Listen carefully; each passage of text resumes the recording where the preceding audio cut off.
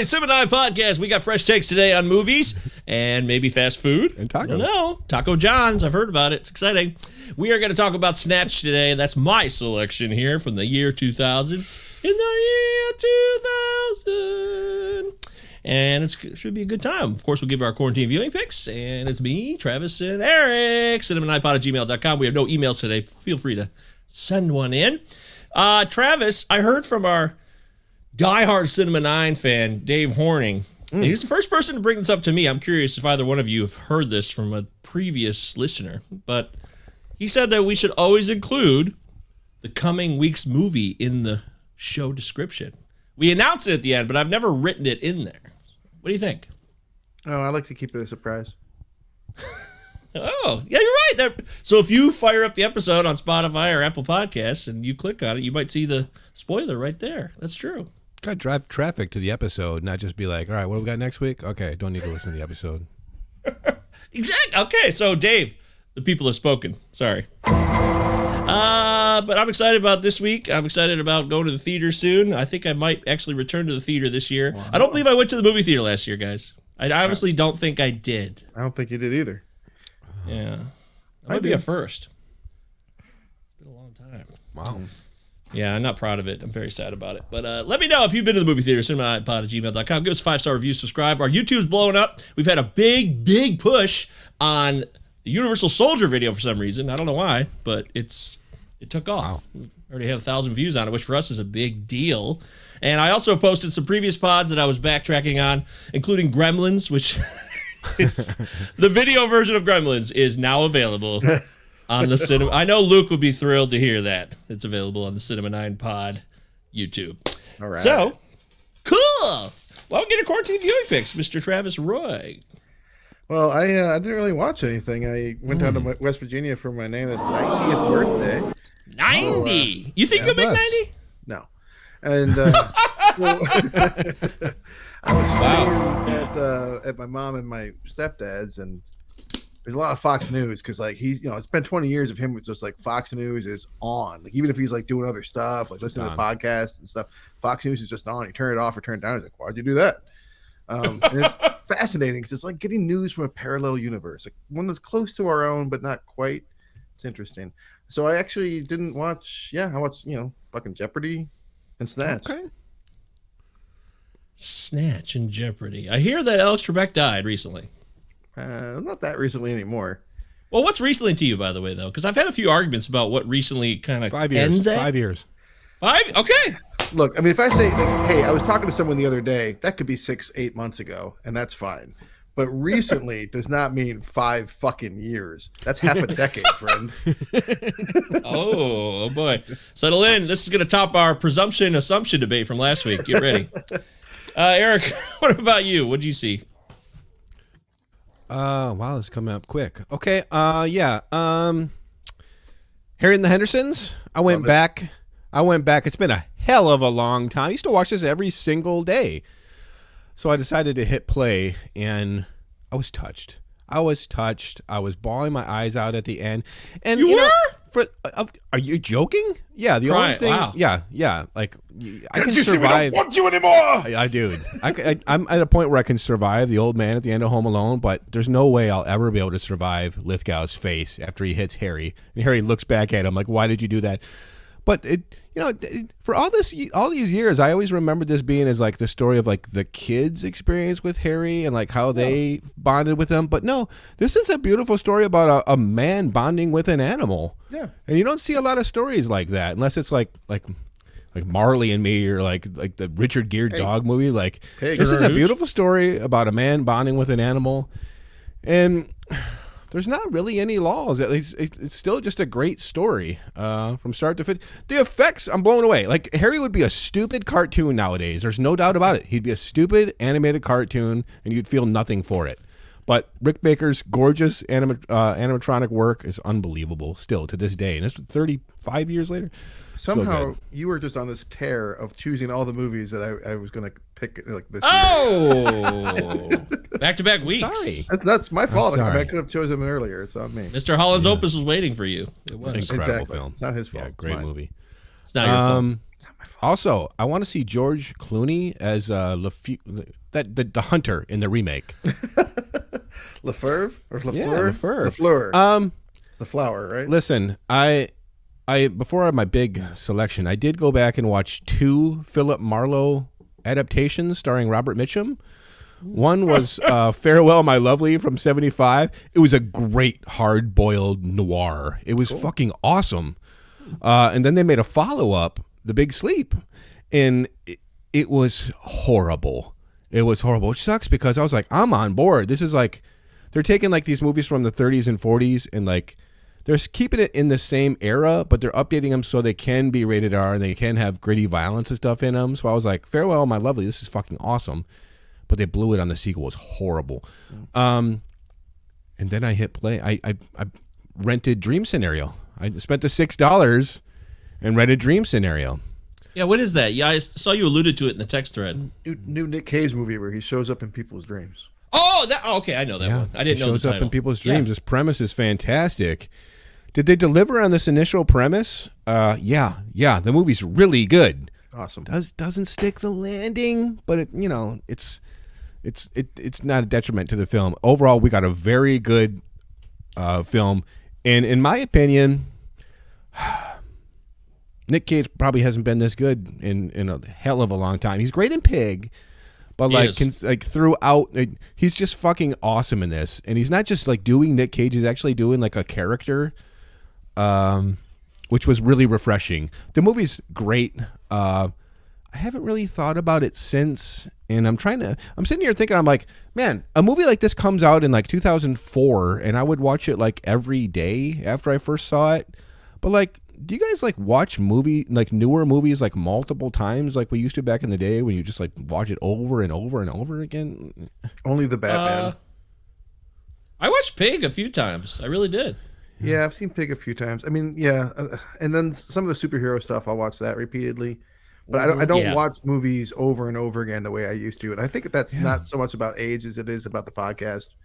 I got a lot more. I agree. Yeah, I got a lot more interested in seeing what else, just covering more ground, I guess, as we start. It was one of my goals this year for the show was to like watch more movies that I haven't seen. I wrote it down in a note around New Year's. Like, I need to watch more movies. In fact, maybe I tried to pull off a total bullshit obligation of I will not watch a movie I've seen this year. I remember that declaration. Classic. You were very adamant about that. Sure was. Full of shit. It's worth the $6 though. It really is. It fulfills the conceit when a lot of movies would have had that great premise but not known what to do with it. Mm-hmm. And I don't know who this filmmaker is, but like this Christopher is a banger. Borgli? Yeah, this Swedish guy or something, but it's a banger. It's great. Awesome. Check it out. And I gotta say that is it. Yeah, I don't know any of his previous work. The Altruist, Sick of Myself. This is all might be more Swedish stuff that I wasn't familiar with. So, Internet Famous. He did a short in 2014. Oh fuck! Greatest Night in Pop. Greatest Night in Pop. This is a must-see documentary. I almost watched it again last night. I almost watched it twice yesterday because I want Ange to see it. Like, I don't know what it's just so fascinating to see like 40 superstars like being, they're not exactly real people because the egos are out of control, but like just to see how they do in this situation. Insecure, embarrassed, shy. It's vulnerable. It's really vulnerable. Thank you. Fascinating. I loved it. Fucking loved it. Yeah. Cool. Yeah, I have for this week's Is It Safe if we record. I have a counterpoint to We Are the World that I found. I'm looking forward to sharing with everybody. So it'll be good for a laugh, I hope. But I need to see that one. Is it Bill Pullman playing saxophone? I've had so many laughs about that over the last week, Travis. It's so funny. I just feel like in the shower, like brushing my teeth and just start giggling. I know. I did it at work the other day. I was in between clients telling me some of the most hardcore shit of their lives. And I burst out laughing, thinking about the sax. I watched the clip of that. Oh, boy. It's like, what the fuck, man? And Bill Pullman sax. To me, the funniest thing about it is the fact that like it's really him doing it, thinking that it sounds good, and then like you talked about it on Is It Safe, and Luke's like, well, I think I actually kind of respect that. I'm like, what? That's the funniest part. It definitely brings more hilarity to the scene. I would agree. To me, anyway. Okay. Yeah, if you missed that, check out our Lost Highway episode. Spoiler alert, there's a saxophone scene. So I threw it on because I forgot it so quickly when I saw it the first time. Hot Tub Time Machine 2, I did it. Because we did Hot Tub Time Machine a couple weeks ago. How'd it hold It's up? horrible. Yeah, it's terrible. It was rubbish then. Is it the same team? Like a creative team?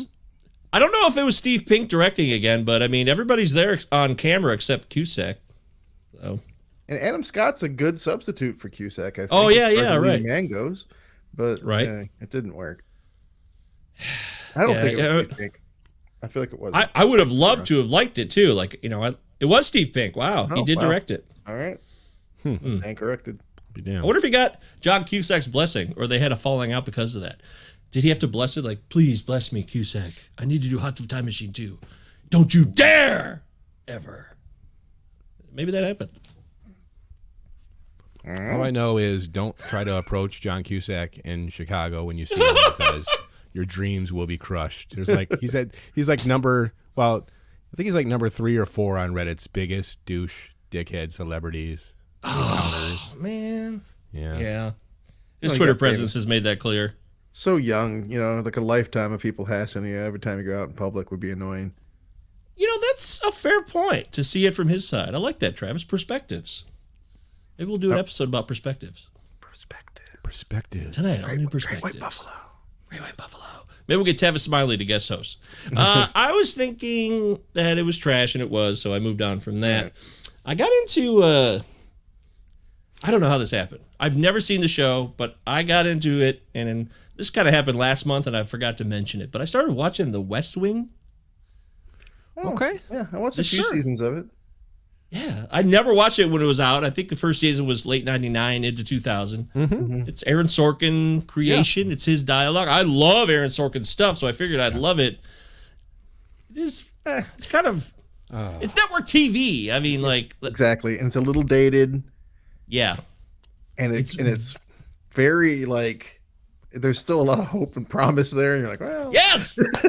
That's what I was going to say. There's a lot of idealism in that show, and I appreciate that. Even by that time, I mean, you had the Clinton scandal going back to Watergate, so it's not like America was clueless at the time. But Martin Sheen as a president, always solid. He's always rock solid, and it's got a great cast. You got Richard Schiff. I love Richard Schiff. Yeah. And John Spencer.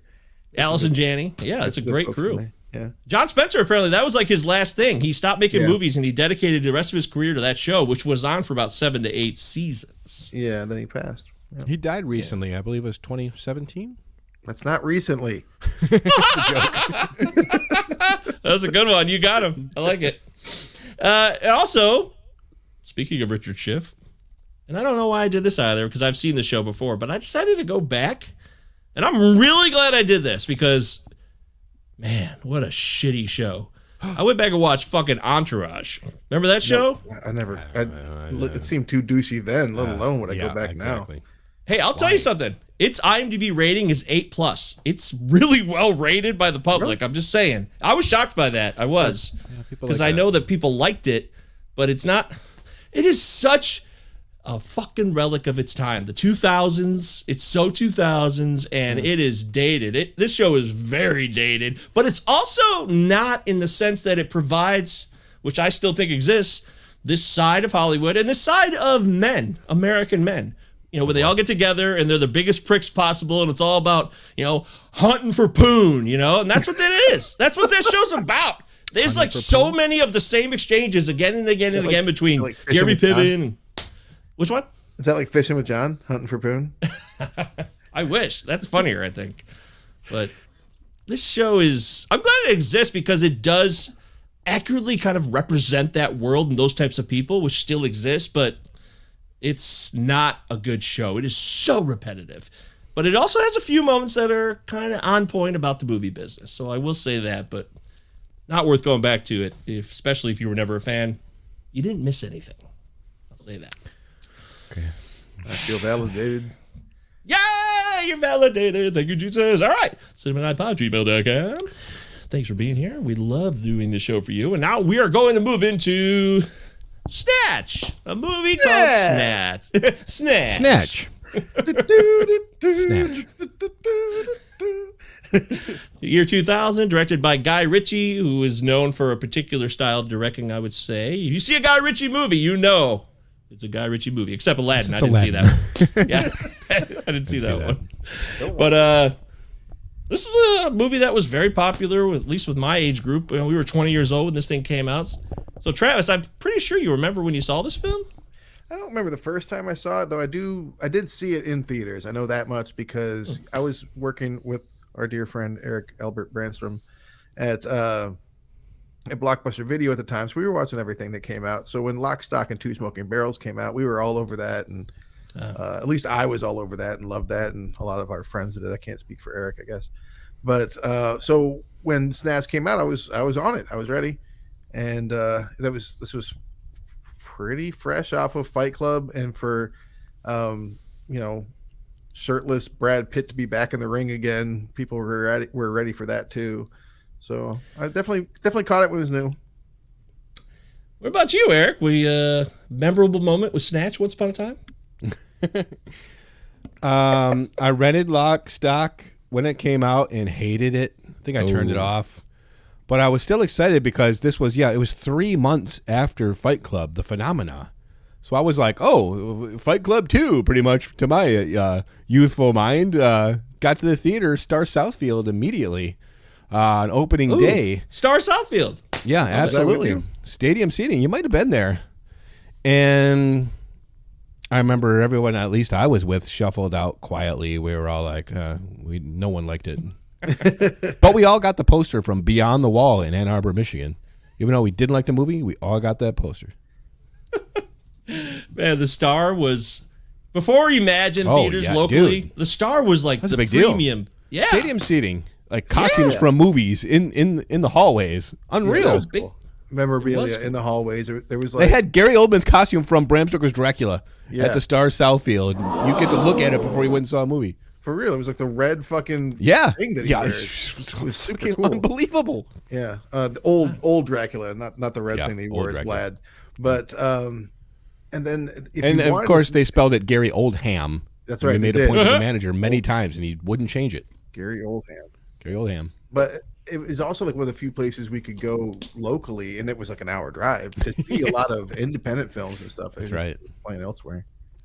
Mm-hmm. Beautiful Southfield. Lovely trip to see movies at the Star. For me, Eric, I definitely saw this movie for the first time on DVD, and I believe it was at the Nob Hill Apartments in Okemos back in 2001-ish. I missed it in the theater, and I had not seen Lock, Stock. I wasn't familiar with it, but once I saw Snatch, I got into it. It was exciting, and I think Brandon had the DVD at that apartment. We watched it a lot because we only had so many DVDs, and I went back and saw Lock, Stock a few years after that, but I had missed that one initially, so it was a good time.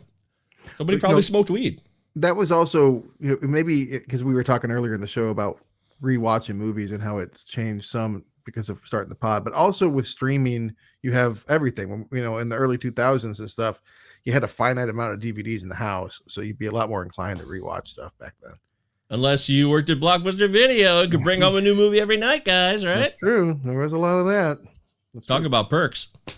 So I wanted to, we're going to do the IMDb rating here, but I just want to let you guys know that there was a 2017 attempt to do Snatch the TV show. I remember hearing about it, but it apparently fell through, huh? Yeah, it stars Rupert Grint of Harry Potter fame, the redheaded guy. Did it actually air some episodes? Apparently, there's 2 seasons of this shit. It was in 2017. Oh shit! Yeah. Okay. It was like for some Cinemax or some shit like that. One of those channels that no one actually has. So probably, yeah. It's available on Vudu right now if you want to. Oh, good old Vudu. Voodoo. You guys like racist? Voodoo. Yep. See, Papa Shango. Yeah, we were talking about this for the show, man. Yeah, the same Papa cliche Shango. Stereotype, black people being exploited in wrestling. I mean, when can things change? When can everybody finally be exploited equally in wrestling? I'm waiting for that Kamala day. from Pittsburgh. Kamala? Is that a real wrestler? Mm-hmm. Wow, yeah, Kamala, Ugandan giant. The Ugandan giant. Wow, yeah, I don't know that one. I got Junkyard Dog, Papa Shango, Leroy Brown. There was that guy in the 2000s. I didn't really watch wrestling anymore. I saw a Behind the Ring about it. It was cool. He had a really like positive, inspirational story. Anyways, Travis, you want to chime in on this? I got no input on wrestling. You know this. All right, boys, it is time to guess the Snatch rating. What do you got? I'm thinking a lot of people liked it back in the day, and a lot of them probably haven't revisited necessarily. It's one of those movies that I think culturally was, well received. I'm going to say low set. I'm going to say 7.0. That sounds good, man. I'm thinking people that had the poster, didn't see the movie, still rated it high. 7.1. Do you guys ever rate a movie ever? Have you honestly ever rated a movie without seeing it? Oh, without seeing it? No. I would not. No. I wouldn't do that. I would not dare. I agree. But Eric's right. There's probably people like, oh, I'll just rate it without seeing it. Some people probably do that. I treat it. I know IMDb is so fucking rigged and you should not take it seriously, but to me, I treat it as like sacrosanct, Like I waver over my fucking ratings, and then I'll like read someone's review and they're like, "Well, that was a piece of trash," but people are being mean to it, so 10. I'm like, okay, all right. There's no basis for your review. How dare you? I agree. We take it too seriously, and that's okay. All right. I'm going to go. I agree with you guys. Low sevens here. I'd say it's a 7.3. Sounds about right. Just to go up a tad. And 8.2. Wow. What? That's high. This is one of the highest ratings we've ever seen on this show. Yeah, it is. I'm stunned. It has to be that. And almost 1 million reviews, so it's not shy. Yeah. This is rising in popularity on IMDb. It's in the top 500 right now. So really, poster effect. Yeah. So maybe this is a good time. Hey, maybe we'll get a lot of views for doing this because that's all we care about. We do it for the clicks. Do it for the likes. The clicks. We're just doing it for the clicks. All right. So 74% on the thermometer, which is a rock solid tomato, and the audience even higher than IMDb, 93%. They'd love it. 93. That's certified fresh. We need to hit the brakes here. Something's up. I'm telling you. I mean, clearly the fans of this movie are not shy. They want people to know about it. Review-wise, let's see who we got. Haven't heard from Destin in a minute. Would love to hear from Destin today if we... 2000? Yeah, he'd be working out there. How about Pablo Villaca of Cinema Encina? Como director Guy Ritchie going for it. Paris está se divertindo durante todo o filme. So he had fun watching the whole movie, I think is what he said, right? Yeah, I guess. The critics, he gave it a fresh red tomato, so I do know that. Peter Travers, Rolling Stone, once upon a time, he said, he's not breaking new ground with Snatch, merely fine-tuning the knack for disreputable kicks he showed in Lock, Stock, and Two Smoking Barrels. Yeah, it very is much a spiritual sequel to Lock, Stock. Yeah. Absolutely. Like if we talk about where we are now with, the MCU and universes of movies, absolutely. This takes place in the same town. A lot of same actors in different roles. But you're right, like it's the same town, like same underground, same style, same fucking shenanigans. Shenanigans. And isn't Bullet Tooth Tony, that was actually his character's title? That's the only one that was actually the character who was in Lock and Stock, I believe. No, he played a different character in the movie. He wasn't Bullet Tooth Tony? Shit. Mm-mm. I was leaning on that one for decades. I didn't even research it. I just assumed that was true. Nope. How about Terry Lawson from the Detroit Free Press? Right. Long ago, Terry said the following. Snatch just seems aggressively smug, like a doorman at a club that too desperately wants to be coolly exclusive. What? This guy got turned down from a couple clubs. He is. Yeah, absolutely. He doesn't have a lot of doormen friends. Against doormen. Yep. Clearly. Ebert, Mr. Roger Ebert. Ebs. The movie is not boring, but it doesn't build and it doesn't arrive anywhere. Okay. Oh. It's not boring. Yeah, I agree. Glowing praise. And the one and only Destin Thompson. There he is, our guy. I'm ready. Bring it. All right. Long ago, January 18th, 2001, Destin Thompson for the Washington Post said the following. if stories don't happen fast, funny, and powerful enough for you in the movies, push your way into the queue. This flick's for you. Not his best. This flick's for you, Destin. Yeah, I believe that's what it says. This flick's for you. That sounds like the end of a larger piece, obviously, but okay. Well, it's always nice to hear from you, Des. Lisa Schwartzbaum for the Entertainment Weekly. It's not a sequel, not a remake. It's Reheated Richie. That's good. That's good. Great tagline. Reheated Richie. That's good. That's really good. That's outstanding. Well done. So, where it lands, who cares where it lands? It is entertaining. I would agree with Roger Ebert. It's not boring. The story is filled with characters, and there's a lot of shit going on here. But in the end, it's just about gangsters and criminals doing dumb shit. Largely. Yeah. Yeah, when it started, like, and I was I came in with preconceived notions like this is going to be so 2000. This is going to be so like I didn't remember, but I was like, I guarantee they're going to do freeze frame credits about the characters, and they did. Oh yeah. I was like, see, told you out loud to myself. But, you called that? But before they did that, I'm watching this fucking incredible sequence of scenes, which is followed by the surveillance cameras, and I'm like, somebody that knows what the fuck they're doing had that idea, and I'm like, this might go in a different direction than I thought it was going to. My take on the that sequence of following the CCTV screens was that they went to go film it and realized that the fake nose that Benicio del Toro was wearing while in Jew face. And Jew face alert. And they had to, try another tack. We can't completely show this. Is there any other way? Do we have any other footage? Because it's completely unbelievable. As soon as you see him for that flash of moment, and you can even tell through the CCTV, it looks like a man in a fake nose.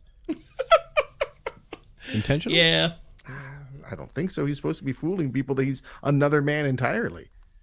That is true. And he's filled with guns under his body. And this is not a big deal, but it's a beef. And so when the security guard is doing the metal detector thing on the wand, yep.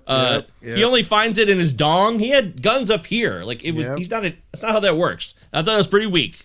There's a few moments like that in the movie. I gotta say, I'm pretty sure that's intentional, because one of my favorite things about this movie is aside from those security guards, there's no cops. Like, there's no police anywhere. Yeah, except at the end. It's just like the underbelly and all the criminals dealing with each other. They don't even bother showing them, which I think is kind of cool. I think that's setting you up like, look, cops are fucking clueless and stupid in this world, so we're just going to have them be dumb and clueless, and then we're going to get them the hell out of here. Well, the criminals are pretty dumb and clueless themselves in this world also. Yeah, that is correct. That's a great point, though, Eric. I never thought about that point of view. And you're right. Maybe that does bring me into the film a little bit more, and I enjoy it more that we don't have to do the cops versus bad guys thing in this. Yeah, it is better without that. It's a good call. The movie has two intros, though, in my opinion, which is unusual.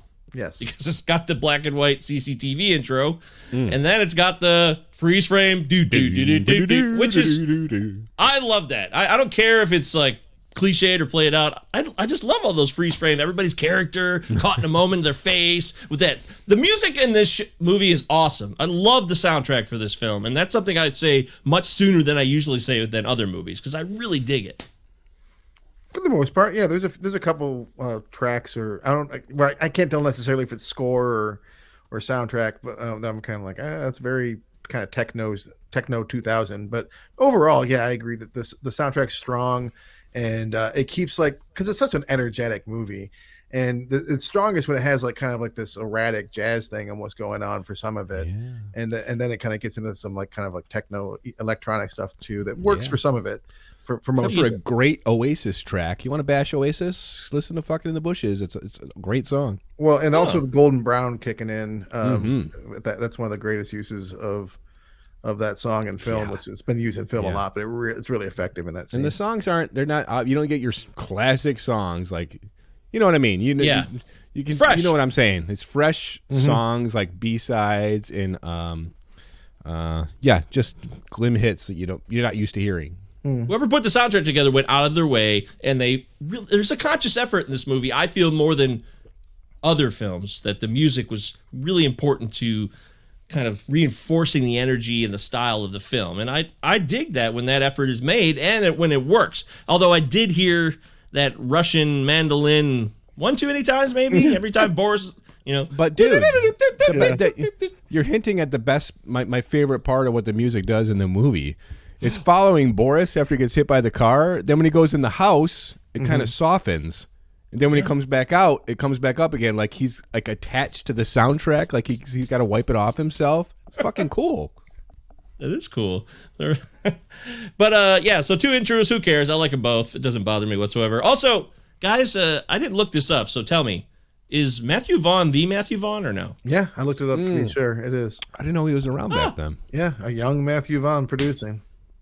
Wow. Yeah. Okay. Yeah. I was like, oh shit. He's like one of the first names you see on the screen. So that was surprising. Also, would you understand Turkish's name origin story? Like his parents died in a plane crash, so they named it after Turkish Airlines, or they survived a plane crash? It sounds like you said that they were on a plane when they met and the plane crashed and then they got married, which they could have survived the plane crash. Seems unlikely, but okay. I didn't get it. I was confused. So. I mean, there is lightning fast exposition getting shotgun, like machine gunned at you for especially it starts to cool down a little bit, but there's still a lot of characters to learn, which is like, I think they need to slow down at the beginning when they're introducing the people. Like, I wonder how unfair that is. Yeah. Yeah. I mean, because there's a lot of exposition coming at you really, really fast, especially early on. Turkish's narrative? Any problems? A lot of narration in this movie. I like that because like it makes you want to watch it again because you're like, okay, I'm missing this, but like I'm enjoying it so much, I'm probably going to see this again. So I like that he, like for instance, when Mickey punches out George and awesome. Tommy, again with that same golden brown scene, and Tommy's like crying in fear, and and Turkish's narration says if he's not praying, he should be. And I kind of like that because it's like he's narrating even though like it's stuff that he's not there for or fully aware of. You know what I mean? Like it's like a weird sort of, I don't know. It's an interesting take on narration. Yeah. Yeah, I don't have a problem with it. It never really bothered me, but I thought maybe it might come up as an issue, and that's fine. I mean, there is so much to know, and going back to the point of all the characters and all the stuff going on throughout this story, Travis, all three of us have seen this movie before, so I wonder, as a first-time viewer now, how jarring it might be to be like overwhelmed or confused or not understand things. I don't remember being that like confused about the story and the situation, but then again, I'm not really sure of that recall either. It's not a very confusing story. No. You know what I mean? But it's also like there's just a lot of characters with a lot of different things going on, and it's got to be presented somehow or another, and most of it's being presented verbally. So that's true. And we have, I mean, this cast is just low. It's a huge cast, obviously. You got Benicio del Toro and Brad Pitt, who never share any screen time together. They're in the movie, of course, but they never meet. And Brad Pitt never did these kinds of ensemble films, and still rarely does. I mean, he did Bullet Train recently, but it's usually he did Ocean's 11 after this. After this. Yeah. Right. That's okay. Like up until this point, he was not something he had done much of to be in the ensemble cast. It was out of character. I guess he loved it though, because that's why he started doing Ocean's 11, 12, and 13. I guess he was like, "This is great. I could just fuck around, and everybody else could do the work." Yeah, they wanted him to do a different role, and he's like, "Listen, after The Devil's Own, I can't pull off Irish roles. I'm not doing any fucking accents because I simply cannot do them. But I'll do this gypsy role because I'm going to be unintelligible." It pays off, man. I fucking love him in this movie. He's hilarious. I'm so glad you brought that up, because as soon as I never thought of it, but once I saw Devil's Own for the first time last year, it was more fresh in my mind, and I was like, "Oh, well, this is gibberish enough. Who cares? It's fine." Yeah, he was great before this, and he's a fantastic actor. What surprised me most while watching this movie in terms of the acting was Jason Statham. Like, this is like a swimmer turned like male model, and then he got tossed into these movies with Guy Ritchie. he's a really good actor. Like he sells the comedy. Like he knows when to pause. He knows when to be quiet. His delivery is good. And I'm sitting here thinking, man, and he's got action chops. And I'm like, this is 24 years ago. And I've seen these Crank movies and The Mechanic and stuff. I'm like, this could have been a really cool action star. But like those movies sucked. Like no one really knew what to do with this guy. Yeah, he went down the Expendables route basically, and that's that's the choices he made, and he's done okay there. Clearly, he's got a fan base, and that he's became a go-to action star at a time where there weren't a lot of go-to action stars. So I do give him credit for that. But I agree. In this movie, and especially in Lock, Stock, he was my favorite part of Lock, Stock, and I was excited about his career after this. And I thought but yeah, he went down a path that for me is just. It was not a lot of resistance there. It was easy for him to just kind of do tough guy action shit. Yeah, I had a text thread with Wellico, our friend of the show, Jason Wellico. He loves this movie. It's like one of his favorite movies. And I was saying, Statham decided to be like the international super action flick guy, and he didn't really crush that. I'm cool with it. I'm just saying, like, a really good action director, like Jim Cameron or somebody, like, I wish they would have gotten a hold of him to make a really great action movie. You know what I mean? Kind of action movies he chose. Mm-hmm. Yeah, maybe that's the case. But you're right. I can't think of another Statham movie where I was like, oh, that guy really. Yeah. I'm just not giving a shit. But in this movie, he's excellent. He is. He's absolutely excellent. And this is what the cast filled with Brad Pitt, Benicio, and Dennis Farina. Rest in peace. Dennis Farina is fucking laugh out loud hilarious. Every time he said anything, I laughed out loud. Yep, I love it, dude. I can't get enough Farina in this movie. He's so good. I wish he'd been discovered earlier as an actor so he could have done more stuff. Former cop. Yeah, former cop. Yeah, he Michael Mann, I think. Thief. When he was incredible. Thief. Yeah, that's awesome. Thief. I love Farina, so I agree. You got Farina and all these characters all over the place. I really don't have a character on screen that I'm like, I could really do without this guy, and especially Bricktop, who's a guy that I don't know who Alan Ford is beyond that because I didn't do the research on it. But the guy who plays Bricktop, Alan Ford, he crushes it in that role. He's so he just draws me in. Yeah, he's so menacing, but he's also I don't hate him as much as I should either, which is weird. I think that he plays the character wonderfully. And watching it this time, I'm like, this guy is all fucking over the place. You're gonna make a kill room for these guys that robbed you. And then one of them is going to be like, "Oh, give me 4 days. I'll give you a diamond." Oh, okay. I need no other, nothing to corroborate that. Just okay. I'll take your word. And then I'm going to turn around and murder this guy's mother because reasons. And you know what I mean? It's just like, well, you won't do the fight. Yeah, no, I know, but it's just like, it just seems inconsistent. You know what I mean? It just, I don't know. He just. Yeah, those are good points. Some of the stuff he was doing just didn't really. They seemed like they were. It was not his fault. The actor, it wasn't Ford's fault. It just seemed like there was some kind of like conveniently written stuff that once you stop and think about it, it's like, well, that doesn't make any fucking sense. But it's it's going so fast that I never thought about it until I sat down and watched it with pen and paper. Do you know what nemesis means? Dude, yeah, I looked him up. I'm like, who the fuck is this guy? He's like a harder Albert Finney. I'm like, where did this guy come from? Who is he? And like, it's hard for me to be like scared of a character in a movie, but like, he's fucking scary. Like, based on his intentions, what he's gonna do, and just I love the way he delivers these. This guy's fucking awesome. I did fast forward a scene though, Travis. Oh! Yeah, the dog abuse scene and I immediately hit fast. It's so weird when you get older. Like I would never do that. Like 5, 10, 50. But I'm like I'm not watching this. I fast forwarded it. Yeah, I don't blame you. I wish. I probably should have. I know it's a movie, but like it's just so weird when you get older and like how movies can affect you. Yeah, I don't. Yeah, I'm not comfortable with that. But also. While we're on the topic of Bricktop and dogs, he says, "Pull your tongue out of my ass, Gary." Dogs do that. No, Bricktop, they don't. Dogs don't stick their tongues up people's ass or dogs' asses. That's just, I mean, maybe up their own ass, but they don't go around licking asshole. Just, I mean, they sniff asshole, but they don't lick asshole. That's sniffing asshole as a time-honored tradition amongst dogs. For someone who spends a time, Degs. For someone who spends a lot of time around dogs, he just doesn't know what the fuck is going on with them. Degs. Yeah. Also. He is introduced, Travis, in reference to your point, as a guy who immediately kills these two guys right away, like, oh, this guy's intense, right? In the boxing scene at the opening. He even doesn't even spare the guy who ratted the other guy out. He's like, I got no time for grouses. And you're like, oh, shit, this guy's hardcore. But you are right. Yeah. I noticed that in this movie for the first time, and I agree with that. Was more obvious to me now.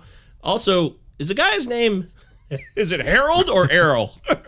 Earl, or is it Earl? I think it's Errol. Errol. I couldn't figure it out. I think it was Errol in the end if I looked it up. But pikeys, is that a bad term? Yes, that's a slur. I thought we weren't supposed to say gypsies, and we could say pikey. What can we say? Those are both slurs. So you vagrants. What do we say? I mean, so okay. So as I understand it, and I'm pretty ignorant about this subject, but gypsy typically is a term thrown at Romani people, which is more Eastern European and an ethnicity, or sometimes called Roma people. And then you have the people in this film, which are Irish travelers, and like travelers are like, Caucasian ethnicity, but they're culturally vagabonds and nomadic and that kind of stuff. And so pikey and gypsy, I think they get thrown around interchangeably, but they are 100% slurs. It's not terms that they self-apply, as far as I know, for the most part. Oh no! So it's an interesting thing in this movie. Sorry to just continue this thought real quick. But it's an interesting thing in this movie because you have, say, that all of these characters, the Irish traveler characters, which they're throwing the slur around, and everybody's saying, I hate pikeys, and they're not being like, it's not exactly like, very kind to them, but also, can you name another movie where there were Irish travelers and there was like being presented, especially to an American audience, where we would become aware of them? Because I had never heard of them until I saw this movie. You know what I mean? It's one of those weird things where it's like, it's both progressive and regressive a little bit at the same time, I think. And the IMDb trivia, supposedly, this was a response by Guy Ritchie because people couldn't understand a lot of the language in Lock, Stock, so he took it this far as well. I don't know if that's true. It's just what it says on IMDb trivia. So, but these are real people. And to have the American actor have like the most unintelligible accent is extra funny. Yeah, and these guys, they're smart as whips. They get over on everybody, so they're badass. Yeah, I mean, they're kind of mean. They're kind of dicks, actually, but... But also, like, for instance, I think that they're mean when provoked, though, because Tommy brings a gun. He brings a big fucking hulking guy. He makes fun of their accent when they're trying to offer him a drink, and literally welcoming him into his home. He's making fun of his accent. So you got to kind of wonder, maybe they wouldn't have ripped him off, but I don't know. Honor amongst thieves. Interesting. Yeah. Okay. I hadn't thought about it like that. But either way, yeah, he crushes it. Also, something I connected was the pigs, obviously with the pigs eating the bodies, and we get a real detailed breakdown on how much flesh could be consumed by pigs, which is great. And it made me think of Deadwood immediately. I'm like, oh, yeah. Yeah, the pigs in Deadwood were a crucial aspect of the entire town of Deadwood, because... it was Woo's Pigs. Woo's Pigs, Bricktop's Pigs. Who you got? Email the show, cinnamonipod@gmail.com.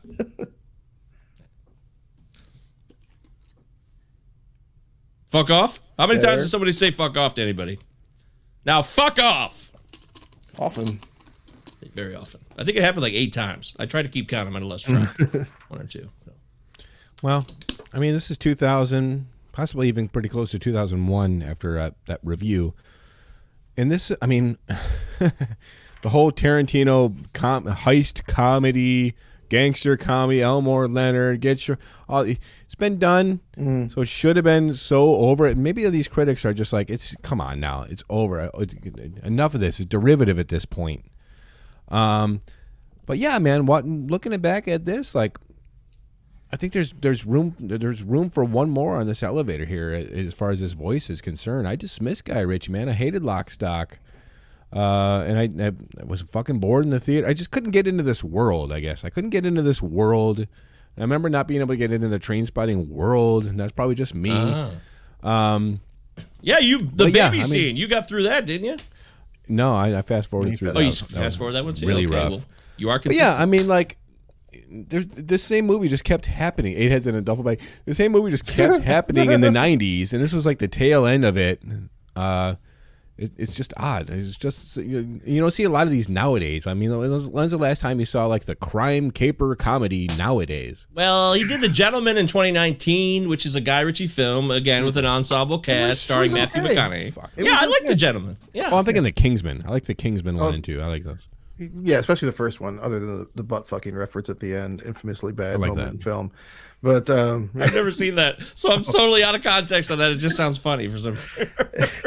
I mean, minor spoiler because it's also a 10-year-old film. Like a character saves like a woman in distress, and like it's been like a totally normal movie, and she's like, "I give anal for that" or some shit like that. You're like, "Oh, okay." Oh, okay. Sudden butt fuck reference. Got it. Right, just kind of randomly thrown in there. But yeah, no, I think that there is some if you took Dennis Farina's character from this and you took Dennis Farina's character from Get Shorty, put them side by side, other than saying booby every now and then, there wouldn't be a world of difference, let's be honest.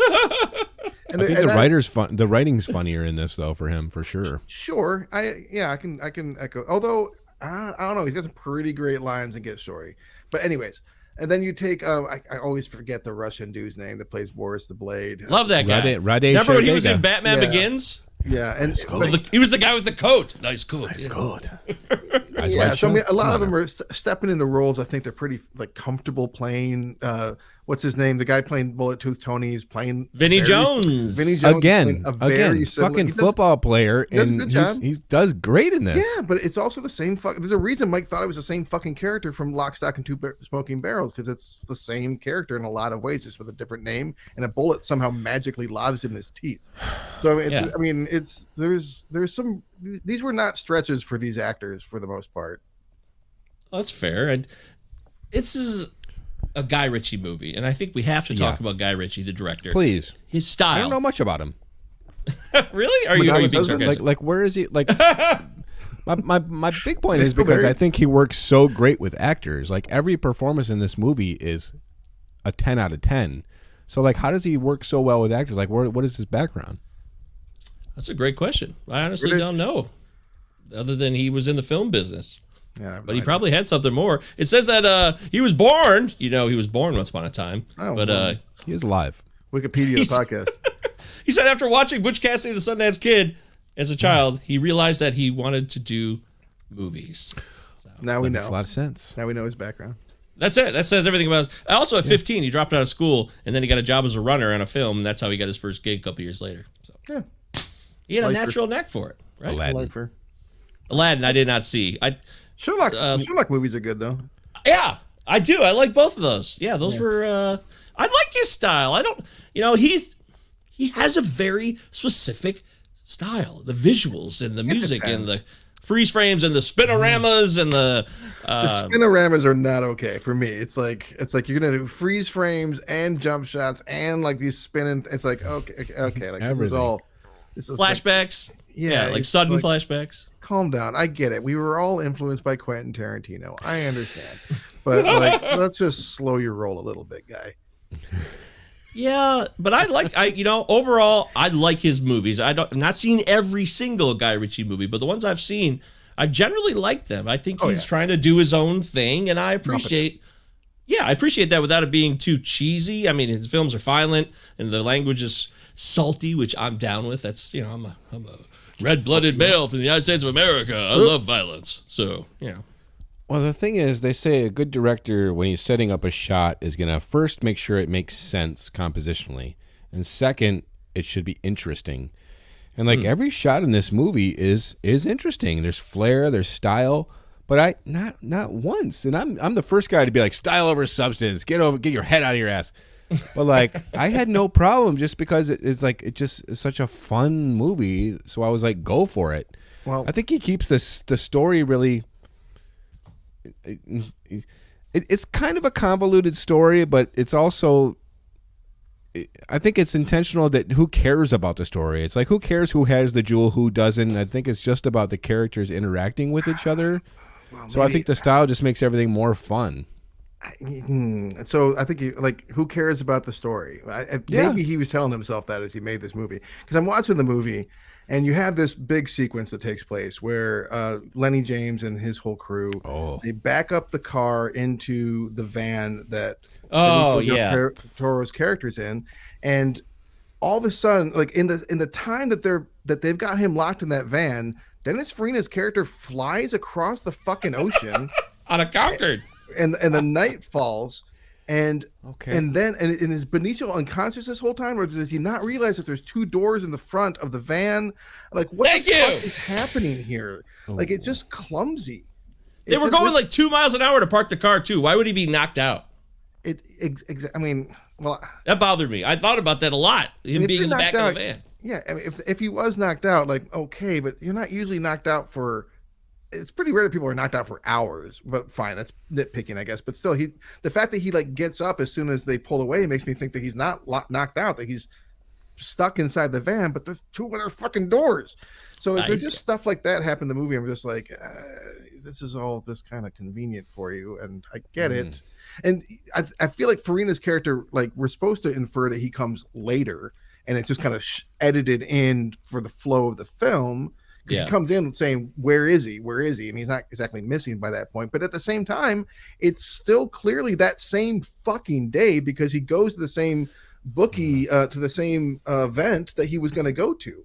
So yeah, if it was at the same, like, if you're going to be so stylish, do a split screen so we know he's coming around the same time that happened. Something. Instead of just say, later on. Okay, that's a good point. Maybe it just goes so fast and it's so funny that I guess that stuff just pulls the wool over my eyes. You know, in The Man from U.N.C.L.E., there was a clear. No, I'm just kidding. Come on, we don't. I just had to say that. Looking through his IMDb. Travis, I agree with what you're saying there about Benicio's character and that whole situation, but I actually, in the end, still think that Guy Ritchie tells the story well. There's always going to be details that don't necessarily match up, and when you're in time constraints, sometimes things get rushed. But I still think that he's a solid storyteller. Solid, not the best of the best, but he's really good at it.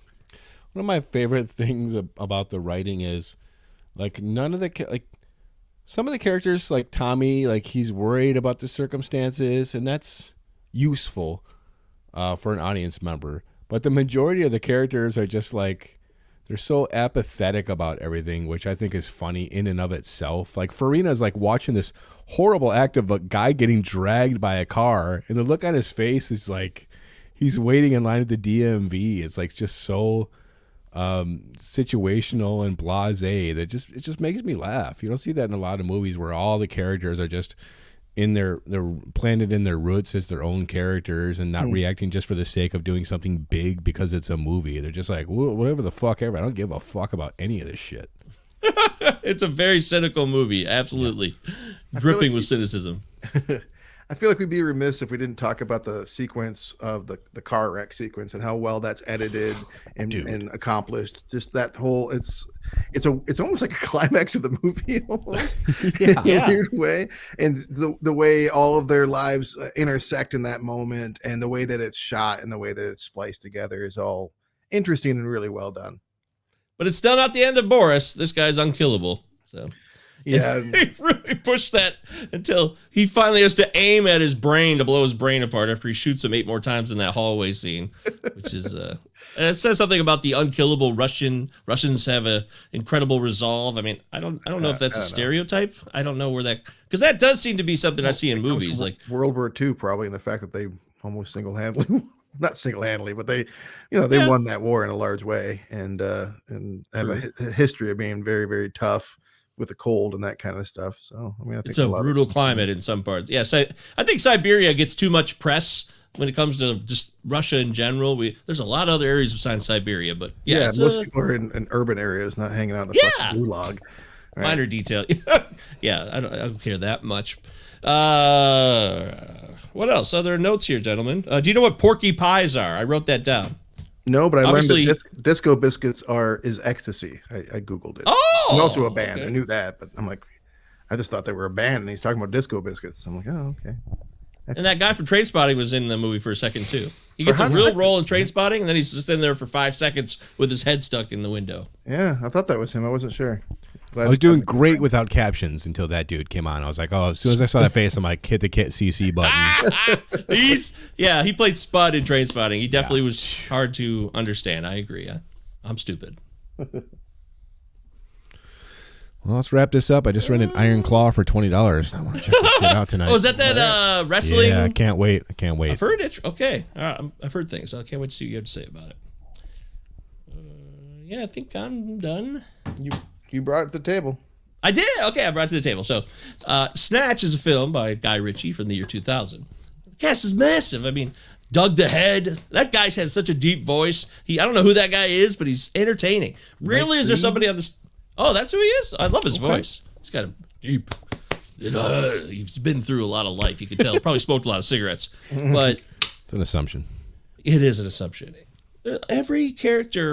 Almost every character, I think, they interest me. I'm curious about them. I guess Tyrone's a little annoying, but every time I look around, I'm entertained in this film. I really am. And I do love, even if it didn't make a lot of narrative sense in terms of the linear structure of the film, I love the quick flyover from the States to England. There he is. I love that stuff. That's Guy Ritchie stuff. That's what he does. Requiem for Dream stuff. It's Requiem. I'm the first guy to make fun of that shit. It was the same year, 2001, Requiem came out?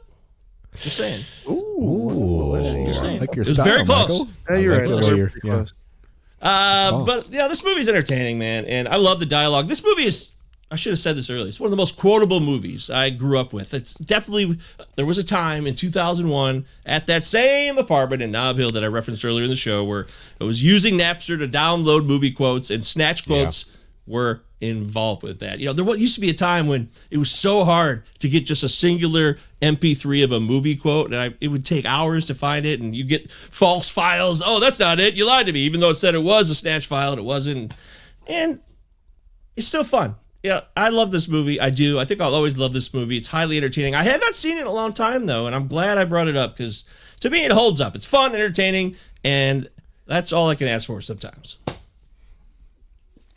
All right. Well, I did the research real quick, and this was technically released, made available to people in 2001. Snatch. Oh, okay. Rec Room was released in December 2000. So this is like Lumiere brothers and Laurie Dixon kind of thing. It's just sometimes it was an idea whose time had come. Kids growing up on MTV now making movies. Thank you, Travis. So, what to say about Snatch? I like I said, I loved Lock, Stock growing up, and I liked this. I didn't love it as much, but I liked it, and I have not seen it in so long. And I don't know, maybe I drove 6 hours today. I had a headache when I watched it. Maybe I wasn't in the best mood for it, but oh boy, yeah, it's just okay. So this is one of those that I think that if I were to recommend this in 2001, it would be a good recommendation. And I feel like if I was recommending this movie to someone who had never seen it before, it would still be a pretty good recommendation because it's an entertaining film with a great cast and interestingly shot, and there's a lot of stuff going on. And like you said, there's a lot of quotable moments and that kind of stuff. The bozo heist in that bookie's place is really a great scene. We should have spent more time on because it's really, really funny when they take their masks off. I mean, there's a lot of little vignettes like that in the film that make it memorable. But as far as a reviewing goes, for me, I can't say that it held up quite so much. Yeah, I'm not. It's gonna be a while before I watch it again. I don't hate it. I don't think it's trash or anything. I wouldn't say it's a bad movie by any stretch. But there's a reason why I hadn't watched it in a long time, and it'll be a long time before I watch it again. All bets are off. That's right. That's what you do. Yeah, I spent the last 24 years just brushing Guy Ritchie off as a filmmaker. I just didn't care for. It wasn't for me. Not saying the guy didn't have talent. I'm just like, those movies aren't for me. And one of the great things about the show, as I say many times when I am surprised, is being surprised, going back with an honest, open mind and taking a look at films that I dismissed earlier. And I walked out of the theater in the year 2000, probably 2001, January, Like, who cares? The same for me. I don't care about this is too much. I can't get into this. I watched it last night. I loved it. I loved it. This could come out today, and it hasn't aged. I don't think this movie has aged at all. Like, this could come out today, and people could be convinced it's 2024 movie. I was laughing out loud the entire time. I thought it was it somehow seemed fresh while still coming after Get Shorty and Out of Sight. And all these Tarantino... Before, you mean? Facsimiles. Yeah, I guess so.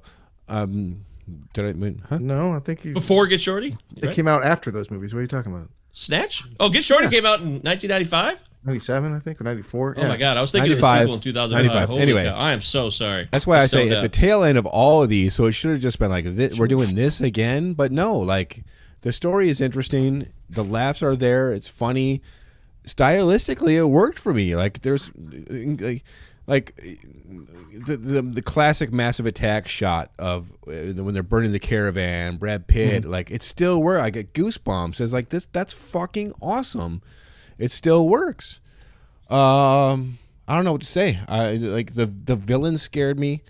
The characters interested me. The jokes worked. The music was off the charts. I love this entire soundtrack. All the songs are fucking awesome. And it was smooth. I was never bored, just like Roger Ebert said. I love this movie. I think it holds up completely. I thought it was fucking awesome. Great. There you go. Nobody's as clever as they ever think they are in this movie. I like that. Yeah. And you're right, Travis. There are other little set pieces that we didn't discuss as much that we could have and probably should have. But, that's what you get with a movie like this because there's so much going on, so many characters, and it could be discussed for hours, whether you loved it or were like, whatever. There's a lot happening, yeah. A lot happening, folks. Sure. Well, there it is. We did Snatch. It's in the can. We thank you for watching and listening. I will tell you guys, Travis is going to give us his pick for next week. We got several people that are really jonesing to come on this show who love this show. Okay. Robbie, remember our friend Robbie who did Fast and Furious? He's constantly telling me he wants to come back. He wants another shot. So that's one example. Of course, Christian brought up he wanted to come out in March. Is that still something we're planning on doing too? I don't know, but we might have a few guests coming up here in the next few months, including us. All right. Yeah. It's been a while since we had some guests on. It has. Usually we do it when there's one of us missing, which is it's nice. We start getting 4 voices in here. It gets kind of crowded. That is part of it, I think. But we should have 2024. We're got a lot of year left. Let's get some guests back in here, some beloved guests. But it is my turn next. Yeah, we do. It is my turn next week, and we passed a grim milestone recently that I believe we talked about probably in our text thread, but we didn't talk about on the show. The 10-year anniversary of the death of Philip Seymour Hoffman was February 2nd of this year, and I've been thinking for a while about wanting to do something to kind of commemorate that and him. And there's so many movies that he's done. So I was like, well, what movie could I possibly pick that doesn't hold up, Bring it. Or that there's any question that could hold up. So I thought, well, maybe I'll get something. Well, hang on. I would uncross them. Because I thought I'll get something that is not such a beloved classic necessarily. Because at first I was like, well, should I get Love Liza? Because that's one that a lot of us fell in love with. Yeah! But that's an obvious choice. I know it holds up. So or good. maybe I'd do like Jack Goes Boating because he directed it, or maybe I'd do like one of the big films that he's known for. But I think the best way to honor him is to pick one of his more obscure films, because as far as I know, when asked what he thought his best performance was, it was a film from 2012. Yes, called A Late Quartet with Christopher Walken and Catherine Keener. So that's on Amazon Prime right now, and that will be our film for next week. Okay. What were you thinking I was going to say, Eric? The Master. Yeah, I've thought about that one for a long time, but we're going to go with his personal favorite of his, A Late Quartet. I thought we were going to go with Before the Devil Knows You're Dead. There's a lot of options, and we could have gone with movies. And yeah, I'm going with kind of a retrospective. Let's rewatch all of those. We should. Actually, we totally should. I'm totally down for that. Yeah. Absolutely. You guys pick those for sure, and I'll love PCH. Let's just turn this into a whole fucking Philip Seymour Hoffman podcast. As far as I'm concerned, I'd be very happy. Fine with me. But I thought also by picking a late quartet, it might drive some traffic that way. Never seen it. It's a movie excited. I don't really hear people talking about. And I think it was you guys talking about Christopher Walken becoming a parody of himself. Not in this film. Yeah, not in this film. I can't wait. I haven't seen it. I'm excited. Right. I don't remember if I ever fired it up or not. I'm hazy, which is unusual. Usually I either know I saw it or I didn't. So. Yeah, so it's so many to choose from. Yeah. It'd been funny if you chose Son of a Woman and he's hardly in it. I almost watched Flawless last night, but I'm like, I'm pretty sure it's not good. Oh. His performance is good. I don't know that the movie is. But well, I'm excited. Good call, Travis. Cool. I can't wait to dive into this. And we can't wait to be back next week. Thanks, everybody. CinemaNightPod@gmail.com. For Eric, Travis, I'm Michael. We will now say adieu. London, fish and chips, cup of tea.